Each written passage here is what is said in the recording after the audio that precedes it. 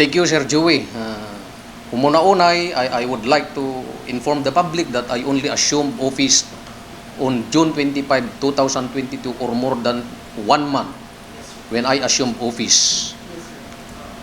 But with the pressing issue now of high rate of electricity, dakkel nga problema tayo iti Ilocos Norte detoy nga panagnato iti kuryente.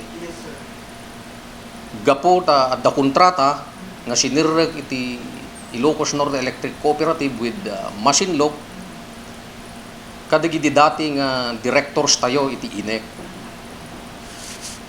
But insofar as to the rate, talagang agsaning inak, Sir Joey. How much more kadagitay kakailyan tayo iti probinsya tayo. In fact, I received many text messages, messages from my messenger account. Idanon da, dagiti problema da may panggap ti ano. Kangato ti ano, ta isumit laeng iti sapsapulan ngayon. But anyway, I profess it by heart nga tulunga kiti member consumer owners tapnon ilaban detoy kalintegan tayo. Tapnon bumaba. So far, the contract may be rescinded or maybe we will talk for a renegotiation, but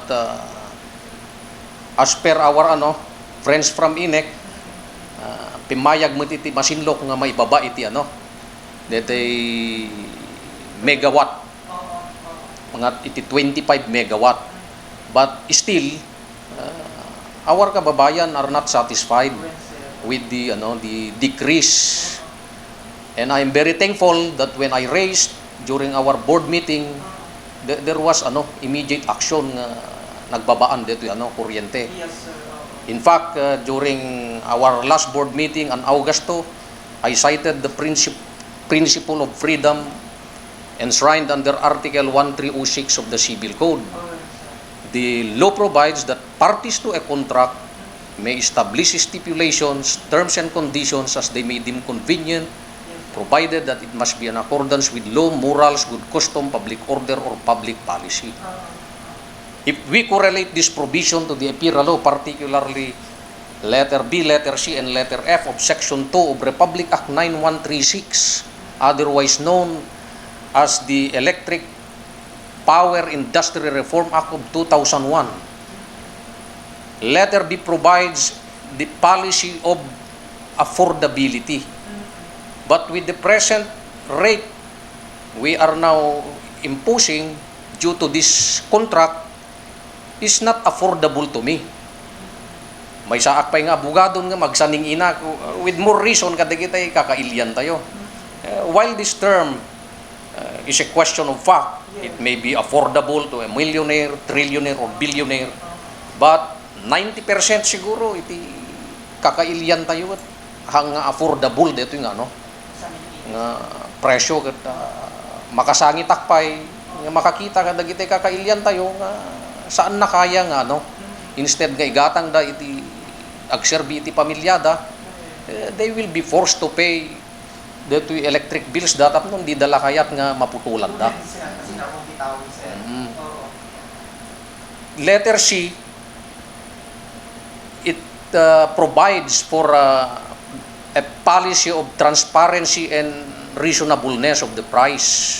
So there was also a provision in the contract about confidentiality clause. But this confidentiality clause runs counter to the transparency policy. And at the same time, the price is not reasonable. Oh, iso dito in-raise ko idi naudi nga meeting me.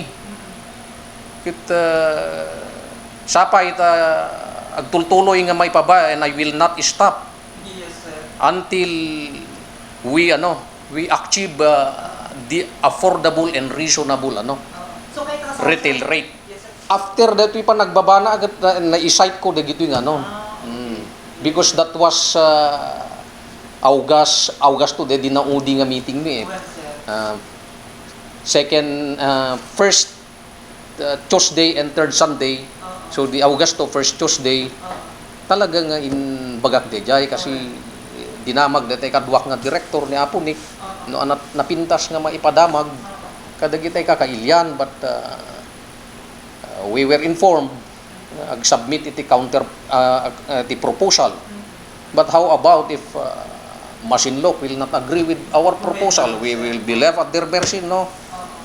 Ti ko nakagad, we better look for a supplier if that will be the case, or may rescind the contract. While we do not want to while we want to maintain our relationship also to the considering that we recognize the contribution of Masinloc to the government coffer because they are also taxpayer. But in time of this pandemic, no kumamabalin they have also to sacrifice. Basit lang nga ganan siya kumagat, okay detan.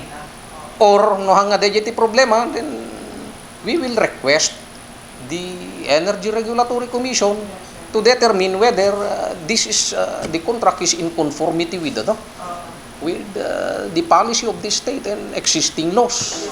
Well, we will fight for that. Mariknakmat kadagitay kakadwa tayo the new set of board of directors that are committed to help the people. Kasi iso nga rod nga binutusan da tayo digiti member consumer owners kitaan tayo iti pagsaysayaatan ti amin. Kasi dito ikot kooperatiba. This is a non-stock, non-profit organization, Sir Joey. To our MCOs, consider me as a part of the solution. And I will fight your right until we achieve the affordable and reasonable rate of electric power.